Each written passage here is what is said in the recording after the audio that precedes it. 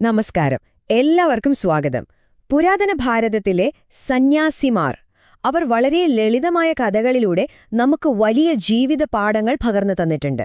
അപ്പോ ഇന്ന് നമ്മൾ ആ അമൂല്യമായ ജ്ഞാനത്തിലേക്ക് ഒരുമിച്ചൊരു യാത്ര പോകാൻ പോകുകയാണ്. നമുക്ക് തുടങ്ങിയാലോ?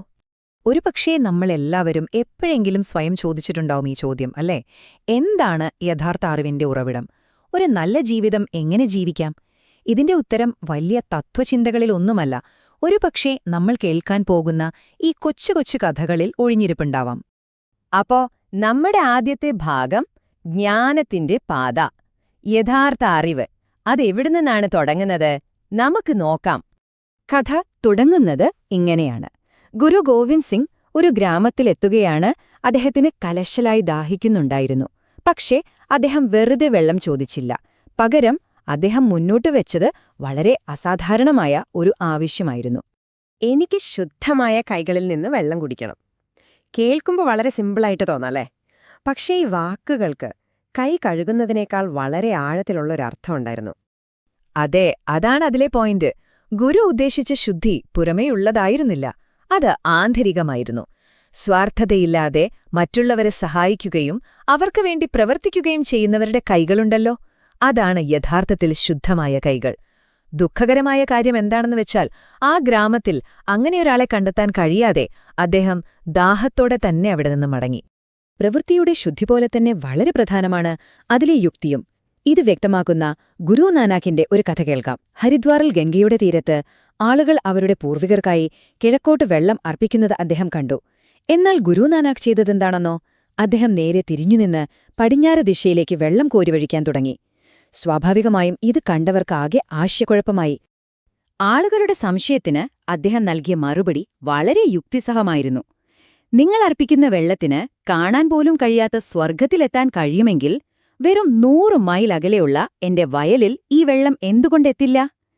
ഈ ഒരൊറ്റ ചോദ്യത്തിലൂടെ അന്ധമായ ആചാരങ്ങളെക്കാൾ എത്രയോ വലുതാണ് പ്രായോഗികവും ഹൃദയത്തിൽ നിന്നുള്ളതുമായ പ്രവൃത്തികളെന്ന് അദ്ദേഹം നമ്മളെ പഠിപ്പിച്ചു. ഇനി നമുക്ക് രണ്ടാമത്തെ ഭാഗത്തേക്ക് പോകാം. ലോകത്തെയും നമ്മളെയും അറിയുക. പുറം ലോകത്തെ മനസ്സിലാക്കുന്നതിനു മുൻപ് നമ്മുടെ ഉള്ളിലെ വെല്ലുവിളികളെ അറിയേണ്ടത് എത്ര പ്രധാനമാണെന്ന് അടുത്ത കഥകൾ നമ്മോട് പറയും. രാമകൃഷ്ണ പരമഹംസർ മനുഷ്യരെ ഒരു വലയിൽ കുടുങ്ങിയ മത്സ്യങ്ങളോടാണ് ഉപമിച്ചത്. ഒന്ന് ആലോചിച്ചു നോക്കൂ. ഭൂരിഭാഗം ആളുകളും ആ വലയ്ക്കുള്ളിലാണ്. തങ്ങൾ കുടുങ്ങിക്കിടക്കുകയാണെന്ന് പോലും അവർ അറിയുന്നില്ല. ചിലർ രക്ഷപ്പെടാൻ ശ്രമിക്കുന്നു, പക്ഷെ പരാജയപ്പെടുന്നു. വളരെ കുറച്ചുപേർ മാത്രം ആ വല പൊട്ടിച്ചു പുറത്തുവരുന്നു. എന്നാൽ ഇതിലൊന്നും പെടാത്ത നാലാമതൊരു വിഭാഗം കൂടിയുണ്ട്, ജ്ഞാനികൾ. അവർ ആ വലയുടെ അടുത്തേക്ക് പോലും പോകുന്നില്ല. നമ്മുടെ ഉള്ളിലെ അടക്കാനാവാത്ത വികാരങ്ങൾ എത്രത്തോളം അപകടകരമാണെന്ന് വ്യക്തമാക്കുന്ന ഒരു കഥയാണിത്. ചന്ദകൗശിക് എന്നൊരു മുനി തന്റെ തപസ്സുകൊണ്ട് വലിയ ശക്തികളൊക്കെ നേടി. പക്ഷേ അദ്ദേഹത്തിന് തന്റെ കോപത്തെ മാത്രം നിയന്ത്രിക്കാനായില്ല.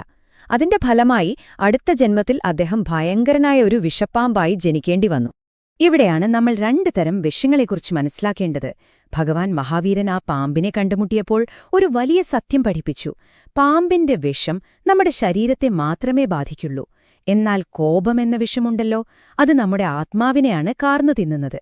അത് നമ്മൾ സ്വയം ഉണ്ടാക്കുന്നതും ജന്മങ്ങളോളം നമ്മെ പിന്തുടരുന്നതുമാണ്. അതുകൊണ്ട് നമ്മുടെ ഏറ്റവും വലിയ ശത്രു കോപമാണ്. അപ്പോൾ അറിവ് മാത്രം പോരാ. അടുത്ത ഭാഗം അതാണ് പറയുന്നത്, യഥാർത്ഥ കർമ്മത്തിന്റെ ശക്തി. ശരിയായ പ്രവൃത്തിയിലൂടെയാണ് മാറ്റങ്ങൾ വരുന്നത്. അതിന്റെ ശക്തി എത്ര വലുതാണെന്ന് നമുക്ക് നോക്കാം. ഒന്ന് സങ്കൽപ്പിച്ചു നോക്കൂ. നദിക്കരയിൽ ഒരാൾ കണ്ണടച്ച് ധ്യാനിച്ചിരിക്കുകയാണ്. തൊട്ടടുത്ത് ഒരു കുട്ടി വെള്ളത്തിൽ മുങ്ങിത്താഴുന്നു. ധ്യാനത്തിലിരിക്കുന്നയാൾ അത് കണ്ടിട്ടും കണ്ണുകൾ വീണ്ടും അടയ്ക്കുന്നു. എന്നാൽ ആ വഴി വന്ന സന്ത് ജ്ഞാനേശ്വർ ഒരു നിമിഷം പോലും പാഴാക്കിയില്ല. നേരെ നദിയിലേക്ക് എടുത്തുചാടി ആ കുട്ടിയെ രക്ഷിച്ചു. കുട്ടിയെ രക്ഷിച്ച ശേഷം ജ്ഞാനേശ്വർ ആ മഹാത്മാവിനോട് ചോദിച്ചു, മറ്റൊരാളുടെ ജീവൻ അപകടത്തിലായിരിക്കുമ്പോ നിങ്ങൾക്കെങ്ങനെയാണ് കണ്ണടച്ച് ധ്യാനിക്കാൻ കഴിയുന്നത്? മനുഷ്യരെ സേവിക്കുന്നതാണ് ഏറ്റവും വലിയ ധ്യാനവും ആരാധനയും. ഇതിൽ പരം വലിയൊരു സന്ദേശം വേറെയുണ്ടോ? പങ്കുവയ്ക്കലിന്റെ സന്തോഷം കാണിച്ചു തരുന്ന സന്ത് തുക്കാറാമിന്റെ ജീവിതത്തിലെ ഒരു മധുരമുള്ള കഥയുണ്ട്. ഒരു കെട്ട് കരിമ്പുമായി വീട്ടിലേക്ക് മടങ്ങുകയായിരുന്നു അദ്ദേഹം. വഴിയിൽ കണ്ട ഓരോ കുട്ടിക്കും അദ്ദേഹം ഓരോ കരിമ്പ് സ്നേഹത്തോടെ നൽകി. ഒടുവിൽ വീട്ടിലെത്തിയപ്പോൾ അദ്ദേഹത്തിന്റെ കയ്യിൽ ഒന്നും മാത്രം ബാക്കി. ഒരു കെട്ട് കരിമ്പുമായി വരുന്ന ഭർത്താവിനെ കാത്തിരുന്ന ഭാര്യ ഒരെണ്ണം മാത്രം കണ്ടപ്പോൾ ദേഷ്യം കൊണ്ട് ആ കരിമ്പെടുത്ത് അദ്ദേഹത്തിന്റെ മുതുക് തടിച്ചു. കരിമ്പ് രണ്ടായി ഒടിഞ്ഞു.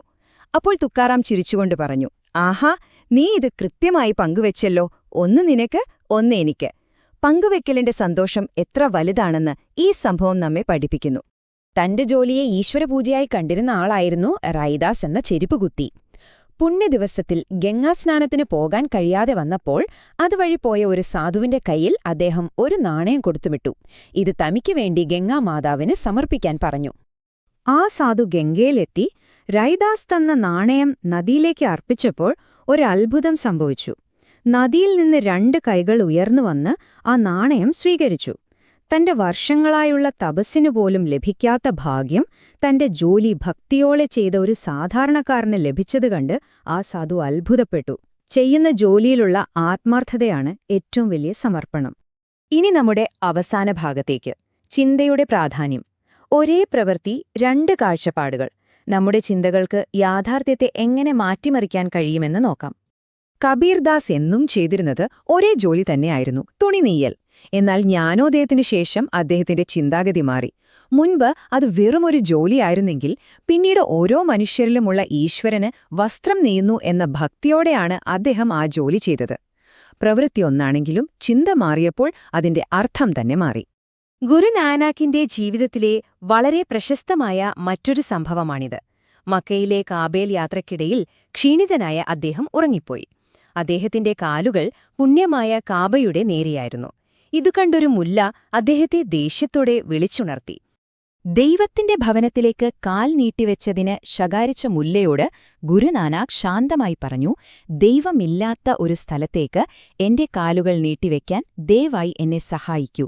ഇത് കേട്ട മുല്ല നിശബ്ദനായി. കാരണം ദൈവം സർവ്വവ്യാപിയാണെന്നും ദൈവമില്ലാത്ത ഒരിടവും ഈ ലോകത്തില്ലെന്നും അദ്ദേഹത്തിന് അറിയാമായിരുന്നു. അപ്പോൾ ഈ ലളിതമായ കഥകൾ നമ്മെ പഠിപ്പിക്കുന്ന വലിയ പാഠങ്ങൾ എന്തൊക്കെയാണ്? നമുക്കെല്ലാം കൂടിയൊന്ന് ചുരുക്കി നോക്കിയാലോ? യഥാർത്ഥ ശുദ്ധി എന്ന് പറയുന്നത് നിസ്വാർത്ഥ സേവനത്തിലാണ്. അന്ധമായ ആചാരങ്ങളെക്കാൾ വലുതാണ് പ്രായോഗികമായ കർമ്മം. നമ്മുടെ ആത്മാവിനെ നശിപ്പിക്കുന്ന ഏറ്റവും വലിയ ശത്രു കോപമാണ്. ഉള്ളത് സന്തോഷത്തോടെ പങ്കുവെക്കുന്നതാണ് ഏറ്റവും വലിയ ആരാധന. നമ്മുടെ ജോലിയെ ഭക്തിയോടെ കാണുക, എല്ലാത്തിലും ഈശ്വരനെ കാണാനുള്ള കാഴ്ചപ്പാട് വളർത്തിയെടുക്കുക. ഇവയൊന്നും വെറും കഥകളിലെ സന്ദേശങ്ങളല്ല, നമ്മുടെ ജീവിതത്തെ കൂടുതൽ അർത്ഥപൂർണമാക്കാനുള്ള താക്കോലുകളാണ്.